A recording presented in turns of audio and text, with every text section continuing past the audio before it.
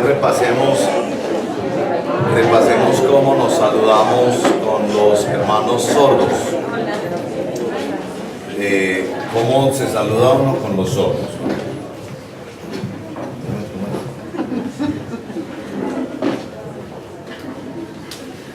Eso es buenos días. Miren pues. Buenos días. Así les decimos. Buenos días. Dios lo bendiga, es más difícil todavía. Dios lo bendiga. Dios te bendiga.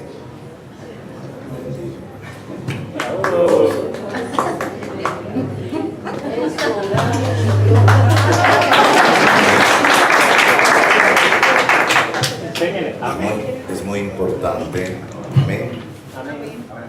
Amén. Es muy importante este tema de incluir a los hermanos sordos y que ellos se sientan parte de la comunidad. Vamos a leer hoy en Lucas capítulo 2, en la serie que hemos emprendido entre nosotros para prepararnos y celebrar así también la Navidad.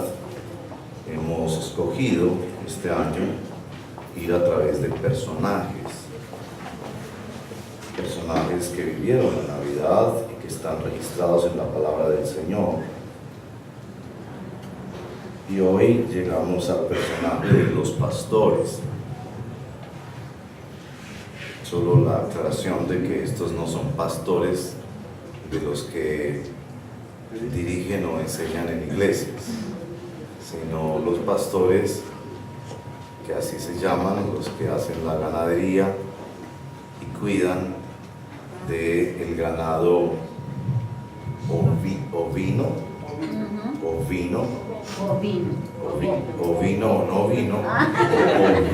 es el ganado lanar de las ovejas.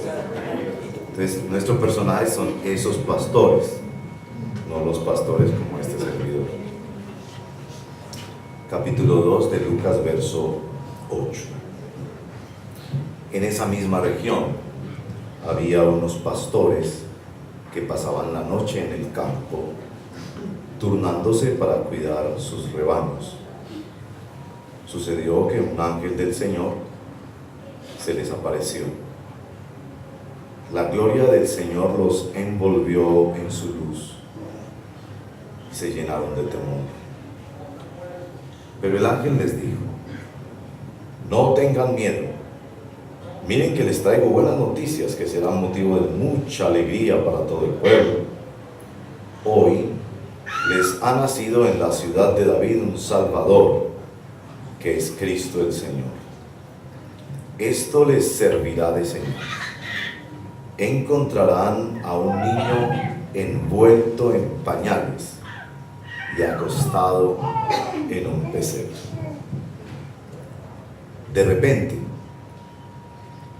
se apareció una multitud de ángeles del cielo que alababan a Dios y decían: gloria a Dios en las alturas y en la tierra paz a los que gozan de su buena voluntad. Cuando los ángeles se fueron al cielo, los pastores se dijeron unos a otros: vamos a Belén a ver esto que ha pasado y que el Señor nos ha dado a conocer. Así que fueron deprisa y encontraron a María y a José y al niño que estaba acostado en el pesebre. Cuando vieron al niño, contaron lo que les habían dicho acerca de él. ¿Y cuántos lo oyeron? Se asombraron de lo que los pastores decían. María, por su parte, guardaba todas estas cosas en su corazón y meditaba acerca de ellas. Los pastores regresaron glorificando y alabando a Dios por lo que habían visto y oído, pues todo sucedió tal como se les había dicho. Esta es la palabra del Señor, y yo les pido que la reciban como es la palabra del Señor. Oremos. Señor, estos pastores sencillos y modestos fueron envueltos en la luz de la gloria del Señor. Envuélvanos, Señor, por favor, en esa luz. Que esa luz nos arrope y nos produzca ese temor santo de ver lo invisible, de ver más allá y de vivir para el más allá. Tú escogiste revelarte de muchas formas, a través de estrellas y de la luz de tu gloria, pero también escogiste revelarte a través de pañales y de un pesebre. Ayúdanos a captar tu forma de revelarte a nosotros, a veces a través de cosas extraordinarias, otras veces a través de cosas muy sencillas. Abre nuestros ojos para verte a ti. Abre nuestro corazón para recibir de ti palabra. No nos dejes hoy irnos vacíos, sino una palabra marcante para nuestra vida. No nos dejes ir sin una palabra que nos envuelva en la gloria de Dios, en el rostro de Jesucristo. No nos dejes salir de aquí con hambre. Te lo pedimos, Espíritu Santo.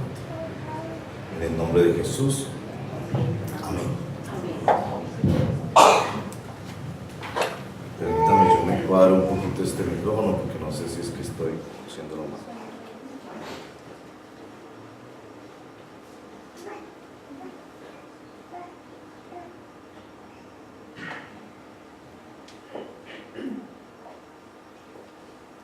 Vamos a ver si así suena menos. No sé. Las cosas de la tecnología. Ahí, mira, cuadrando. En el año 1969, el 20 de julio, el Apolo 11 aterrizó en la Luna, o mejor, alunizó. El presidente de turno de los Estados Unidos era el presidente Nixon, y en su discurso a la nación, tras aquel logro extraordinario sin precedente en la historia humana, él dijo: este es el día más importante de la humanidad. Ese mismo día, dicen los historiadores, el famoso predicador y siervo del Señor Billy Graham llamó al presidente Nixon porque él fue amigo de varios presidentes y fue consejero de varios de ellos. Y le digo: señor presidente, con todo respeto, usted está equivocado. El día más importante de la historia humana no fue cuando el hombre puso el pie en la luna, sino cuando Dios puso sus pies sobre la tierra. La Navidad es el día más importante de la historia humana. Y para ser voceros públicos, jefes de prensa de ese acontecimiento sin precedentes, el Señor escogió unos personajes marginales. En la historia de la Navidad se nos dice que los pastores, personajes marginales, son escogidos para ser los primeros voceros públicos de la Navidad. Hasta ese momento nadie había ido a contar ese hecho, a nadie se le había nombrado jefe de prensa, y fueron los pastorcitos, ahí cerquita de Belén, quienes fueron nombrados voceros públicos del acontecimiento más importante de la humanidad. ¿Por qué los pastores eran personajes marginales? Eran personajes marginales en la sociedad por varias razones. Uno, porque su trabajo era un trabajo de pobre. Estos no ganaban siquiera el mínimo. No los afiliaban a la pensión y a la salud.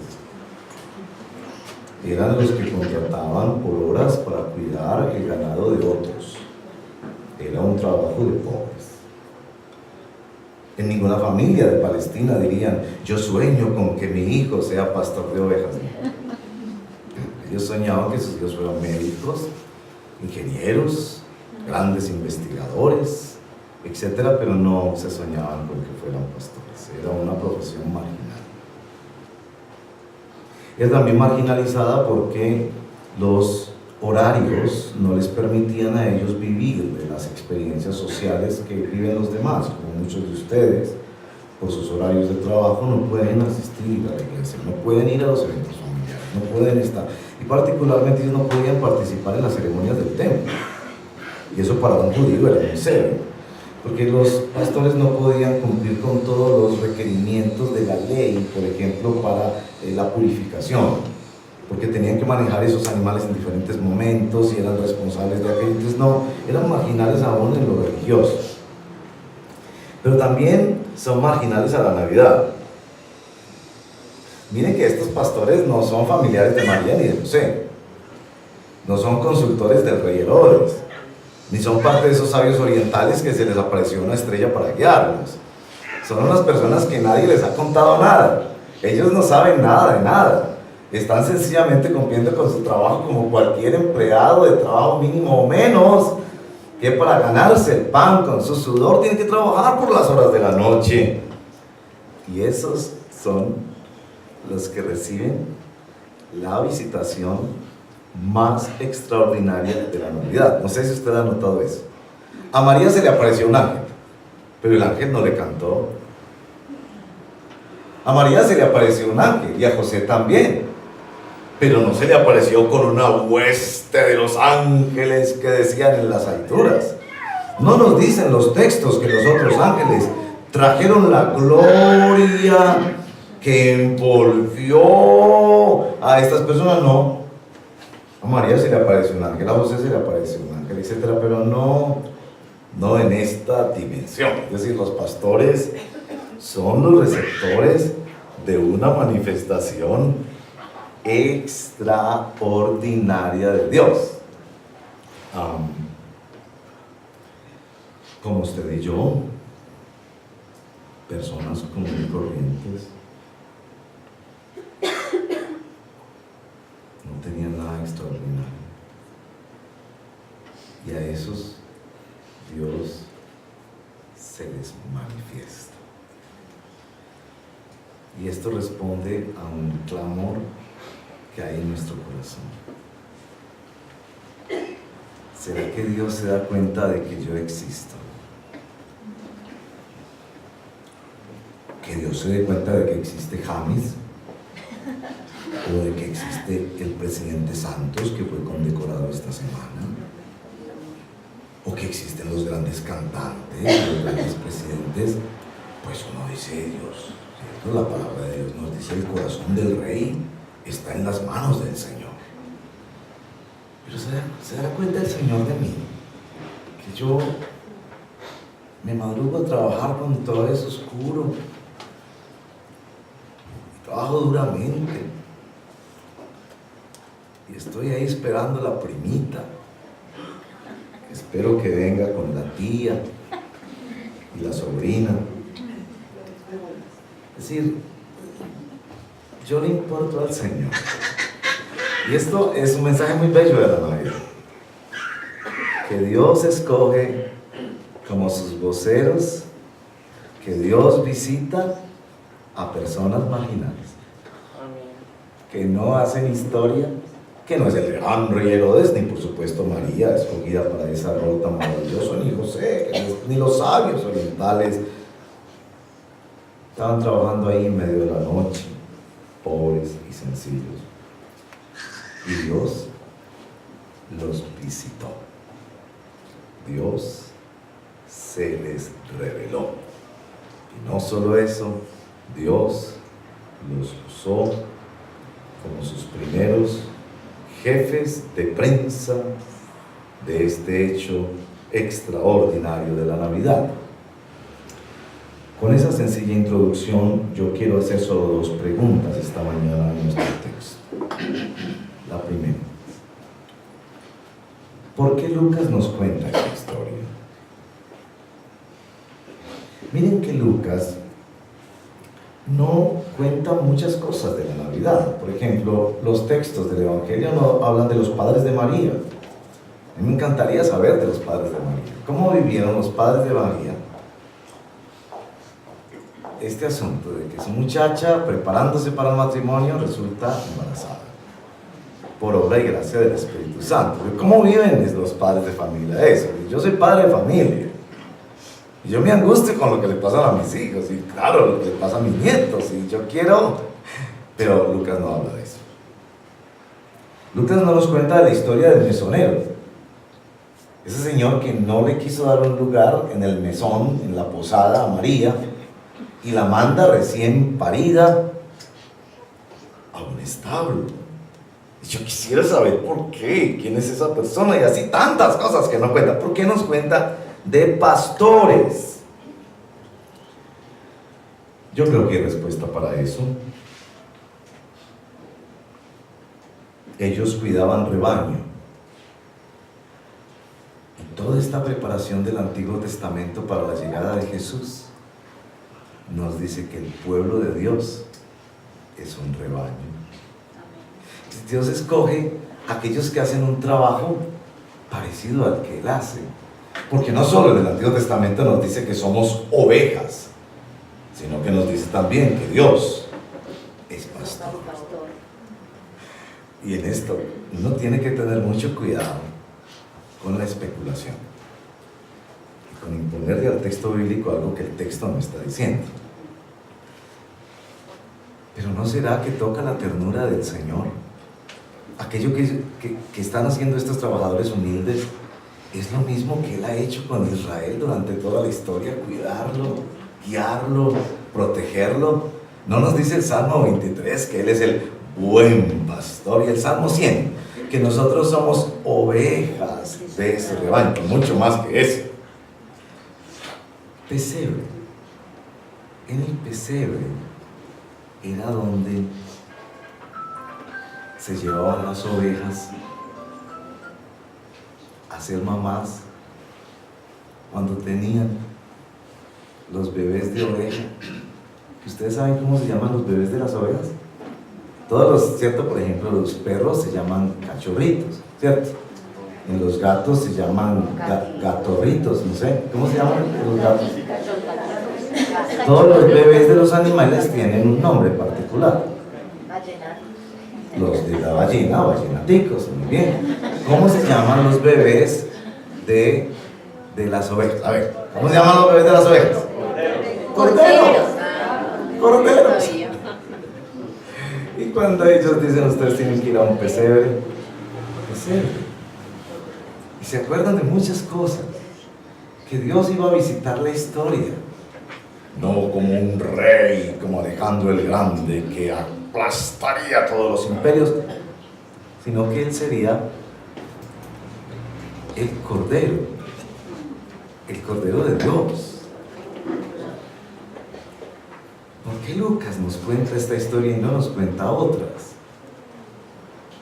Porque en la Navidad está la ternura de Dios. Dios es el pastor que cuida su rebaño y que le ha dado a la humanidad su Cordero, para que todo aquel que en Él crea no se pierda, sino que tenga vida eterna.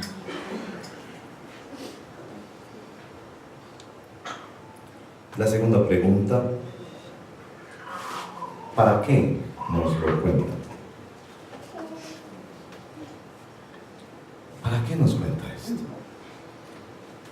sobresale en esta narración, en el verso 12, la palabra señal.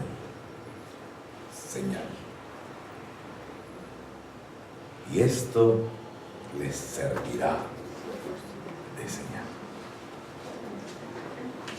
La misma palabra señal es milagro. San Juan, por ejemplo, en el capítulo 2, cuando Jesús comienza su ministerio, dice, y esta fue la primera de las señales de Jesús, porque San Juan nos relata 7 grandes milagros de Jesús, y el primero es en un matrimonio donde comienza una familia. Y ahí, recuerdan, la señal fue el que convirtió el agua en vino para que ese matrimonio empezara bien. Es muy lindo eso. Señal, milagro. ¿Para qué sirvió la señal? Las señales sirven para 2 cosas: para dar dirección y confianza. Nosotros le tenemos cierta desconfianza a las señales. Por ejemplo, cuando vamos en la carretera, vemos las señales, los que conducimos, no vemos las señales. Entonces dice, voltee por aquí, adelante está tal población, y entonces uno está atento a las señales. Pero es que hay ciertas señales que uno le generan cierta desconfianza. Yo me acuerdo una vez que estaba por allá en algún lugar y hacia lo lejos vi una señal, un letrero que decía descuentos del 75% solo por hoy. Y claro, yo como buen país uno le corre a las ofertas. Si barato no compra hasta un hueco. No me fui, yo le dije a mi señora, ven, 75, solo por hoy, esto hay que hacerlo hoy, saque esa tarjeta de crédito. Y vamos por descuentos del 75. Cuando me acerqué, el letrero estaba desgastado y viejito, como si tuviera 3 o 4 años. Solo por hoy. Eso le tiene cierta desconfianza a las señales. Como cuando uno va a almorzar, a esas plazas de comida de los centros comerciales. Entonces están las fotografías. Y uno ve la fotografía de esa hamburguesa. Uy, esa hamburguesa. Enorme esa hamburguesa. Bastante carita, pero no, con esa hamburguesa come toda la familia. Pida una que comemos todos. La carne es más grande que el pan y esas tocinetas se salen como que sobraran ahí adentro. Maravilloso, ¿no? Y cuando entonces, bueno, uno dice, señorita, yo quiero esa. Y uno le dice a la señora, yo quiero esa. Para que no haya confusión. Porque después dicen, no, es que usted no, esa. Así como que esa. Sí, señor. Entonces, la número 2, cuando le llega uno a la mesa, es igualitica. Es igualitica, pero así. Nosotros le tenemos cierta desconfianza. Publicidad engañosa. Eso, nosotros tenemos cierto temor a las señales, pero aquí las señales, yo no sé si ustedes se dan cuenta que nuestro texto contiene 3 señales. Los ángeles hablan de una, pero la historia narra 3 señales. No sé si las alcanza a percibir. La primera señal es la señal del ángel. Se le apareció un ángel. Mírenlo ahí muy bien. Verso 9, un ángel del Señor se les apareció. La gloria del Señor los envolvió con su luz. ¿Y la consecuencia qué fue? Temor. O sea, esa primera señal les produjo mucho temor. Y es donde necesitamos leer el texto de la palabra de Dios como la palabra de Dios viene a nuestro encuentro, porque es que uno lee esto con todo ese sentimentalismo de tradiciones religiosas y uno se imagina que apareció el ángel y ¡oh, qué maravilloso! Pues que imagínense, usted está a las 3 de la mañana en su casa, oye un ruido y de repente en la sala un ser luminoso se le apareció. ¿Usted qué le dice? ¡Ay, qué tan maravillosa! Venga, cantemos una cancioncita de la iglesia. No, señor. Yo creo que usted agarra lo primero que tiene y le tira. O usted mismo llamar a la portería. O usted mismo a ver qué pasó, esto es verdad, estoy soñando, mija. Realmente los hombres que somos tan miedosos. Mija, venga, claro, eso produce miedo. ¿A quién no le produce miedo? Que se nos aparezca el ángel aquí esta mañana, todos adorando al Señor y bien iluminaditos, pero en medio de la noche se aparece ese ser luminoso. Entonces, la misma palabra luz que se usa aquí se usa para San Pablo en el capítulo 9 de Hechos. ¿Se acuerdan? Que es derribado al cielo, una luz, la misma palabra. Lo rodea a San Pablo. ¿Y qué hace San Pablo? Dice, empieza a cantar alabaré. No, Señor. ¿Qué quiere el Señor que haga? Se sintió como atracado. Como si fuera un atraco, de verdad. Sí, le apareció. ¿Usted qué quiere? Sí, le entregó todo, le entregó hasta las llaves. Eso asusta. Es la primera señal, es esa. La segunda señal, pero el ángel le dice, no tengan miedo. Miren que les traigo una buena noticia. Yo me imagino que los pastores siguen temblando. Es una noticia de alegría. Si los ven con tanto miedo, pues no solo es buena, sino que es de alegría. Y no solo es para ustedes, tranquilos, para todo el pueblo de Dios. Hoy, vengo a anunciar algo que pasó hoy. Ha nacido, ya nació en la ciudad de David un Salvador. Jesús vino fundamentalmente a salvar. Y este es Cristo, el Mesías, Señor. Una combinación de palabras muy importante que los va calmando a ellos. Y entonces enseguida le dice, y viene esta señal. En nuestro texto es la segunda señal.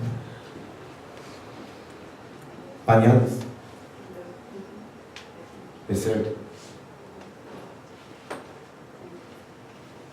¿Eso es una señal?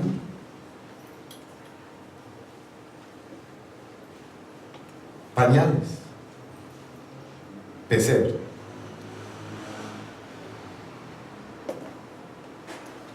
Esa es la segunda señal. Solo entendemos el poder de la segunda señal cuando seguimos leyendo. Verso 13. Y la fuerza de este texto es así. De repente apareció una multitud de ángeles del cielo que alababan a Dios y decían, gloria a Dios en las alturas. Miren, usted no entiende este texto de la Biblia si usted no recuerda dos momentos de la historia nacional. Perdónenme a los que no les gusta el fútbol, pero les voy a decir dos momentos de la historia nacional. Jugando contra Alemania. Íbamos perdiendo 1-0. No pasábamos a semifinales o a la siguiente ronda. Y viene el pibe Valderrama y hace ese pase magistral como con la mano. Y Freddy Rincón hace un par de zancadas más y dispara ese balón al arco. Y faltaba un minuto para terminar el partido. Si a usted no le gusta el fútbol, no entiende mucho esto, pero compréndame, por favor. Segundo momento de la historia, en el último momento.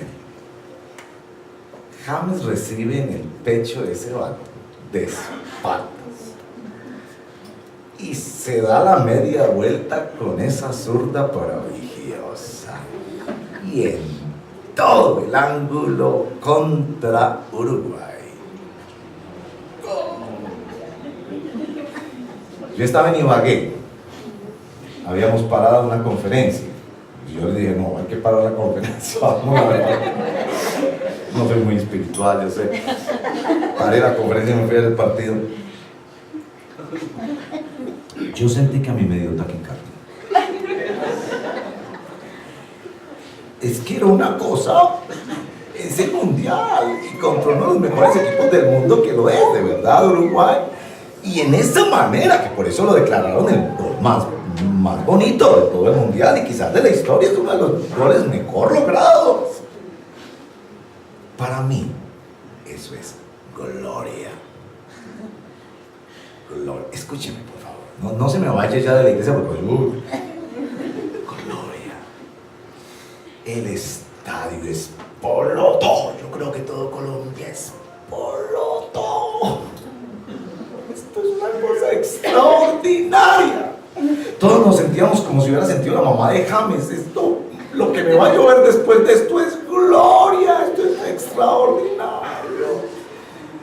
Hermanos y hermanas, pero ese estadio estaba lleno de seres humanos que experimentan gloria, lo mismo con un partido de fútbol, lo mismo con un cantante, lo mismo con una pieza de arte, con cualquier cosa.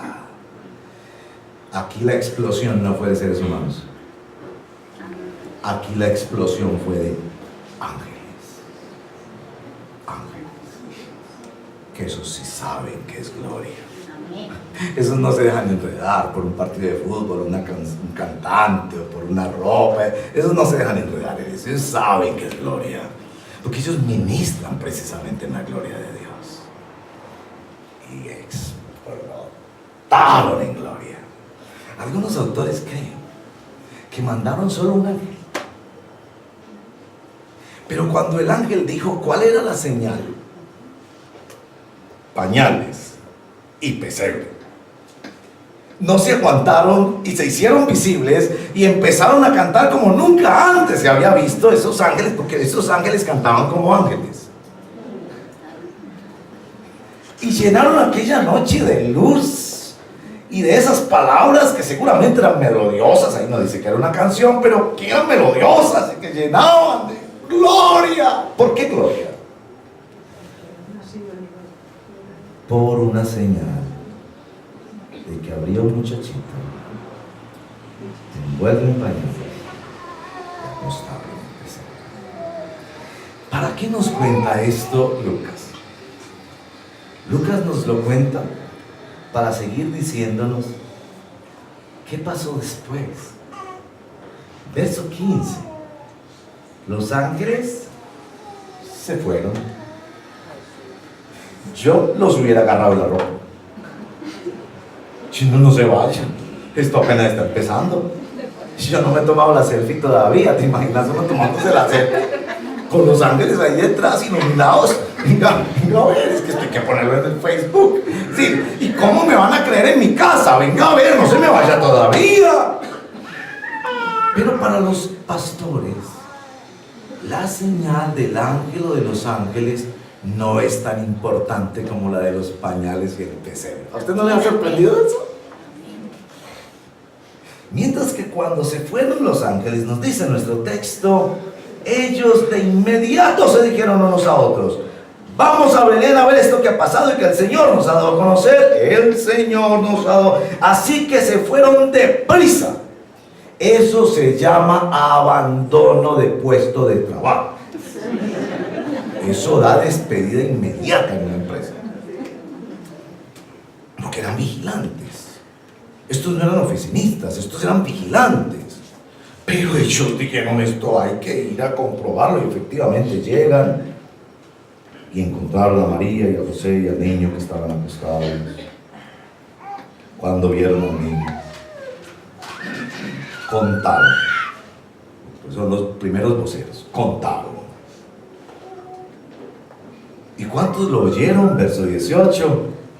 Se asombraron. Se maravillaron de lo que los pastores le decían. María guardaba eso en su corazón y lo meditaba. Y miren que aquí hay otro dato que a uno le sorprende de los pastorcitos. Se van. Yo le digo: pastores, aclárenme una cosa. Dejan ir a los ángeles y nos toman la foto. Y llegan a donde está el niño y no se quedan ahí. Yo me hubiera quedado ahí. Yo hago la carpita al lado y me quedo. Yo quiero ver a ese muchachito cómo sigue la cosa. ¿Por qué se van? Y se van. Y no se van tristes diciendo: ay, qué tristeza, tenemos que volver al trabajo. No. Regresan a su trabajo, pero glorificando y alabando a Dios por lo que habían visto y oído. Eso es muy importante en nuestro texto en el día de hoy. Bueno, este es el punto, hermanos y hermanas. Lucas nos cuenta esto para decirnos: nuestro Dios cumple. Nuestro Dios guía. Los pastores solo necesitaban saber eso. Ellos no necesitaban tomarse una foto con los ángeles llenos de luz y de gloria para impresionar a sus amigos. Ellos no necesitaban quedarse allá, no era trabajo de ellos criar al bebé Jesús, trabajo de María y de José. Ellos solo querían saber: Dios cumple y Dios guía.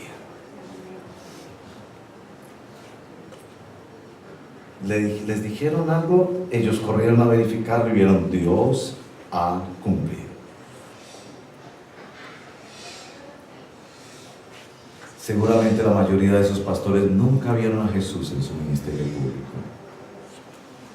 Nunca vieron los milagros de nuestro Señor, ni escucharon sus enseñanzas maravillosas, ni recibieron su abrazo y su amor.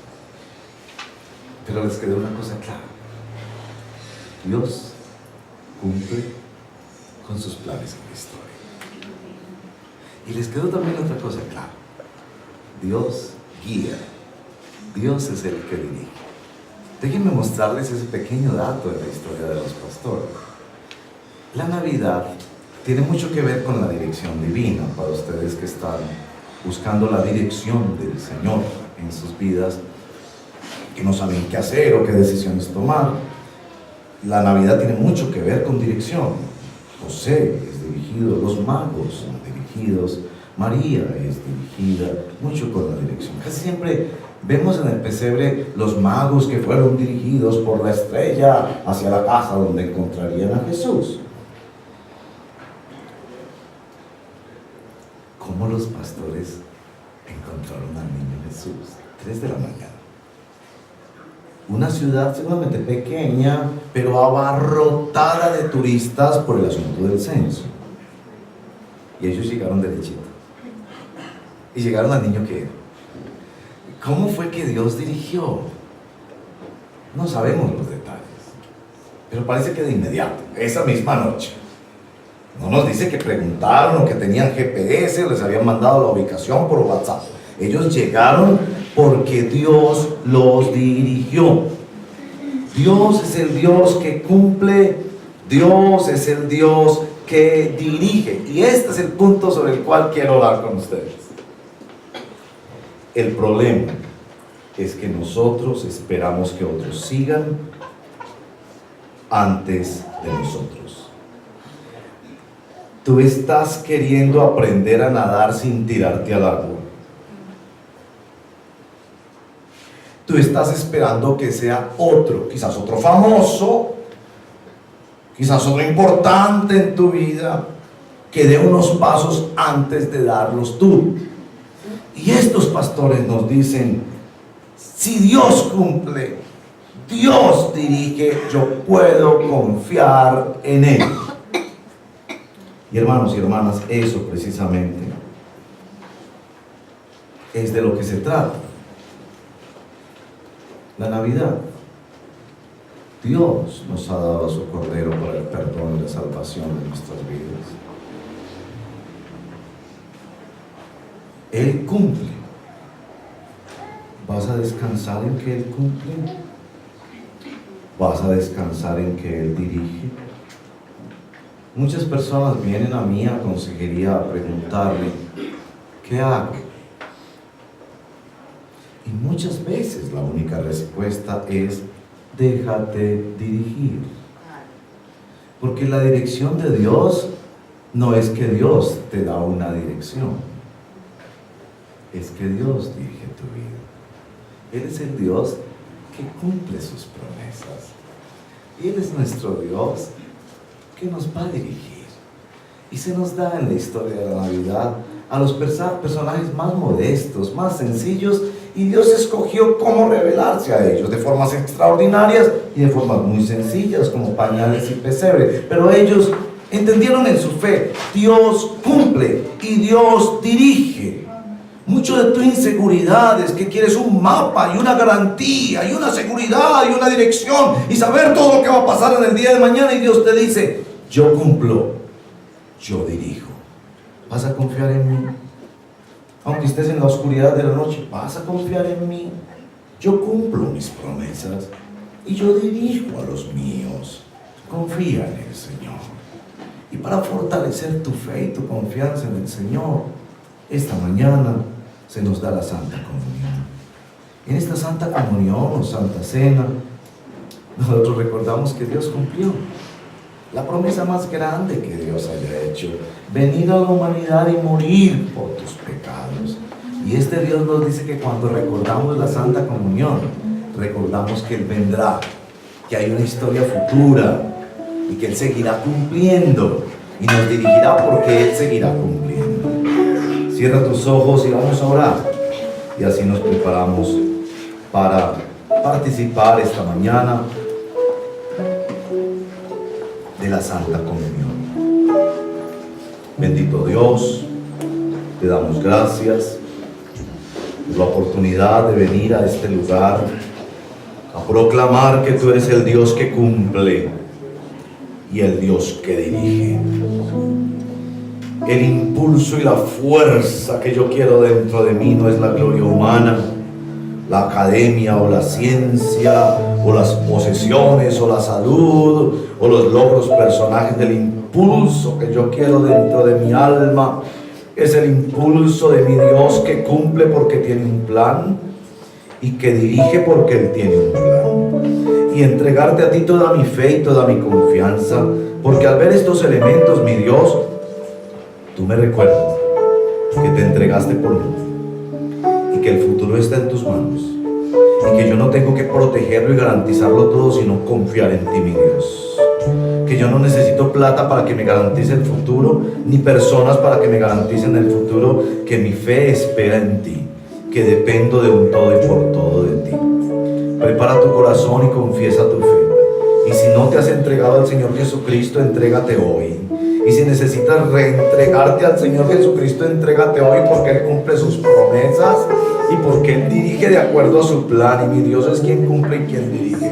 Y lo que llenó a esos pastores humildes en su corazón no fue ver cosas gloriosas, sino conocer a un Dios que cumple sus promesas y que va a dirigir sus vidas en el nombre poderoso de Jesús. Yo creo eso y lo confieso con todo mi corazón, porque así es. Mi Dios, tú cumples promesas. Mi Dios, tú guías mi vida y la vida de tu pueblo. Mi Dios, tú eres soberano, y aún las cosas difíciles de la vida las vas a usar para traer mayor gloria a tu nombre.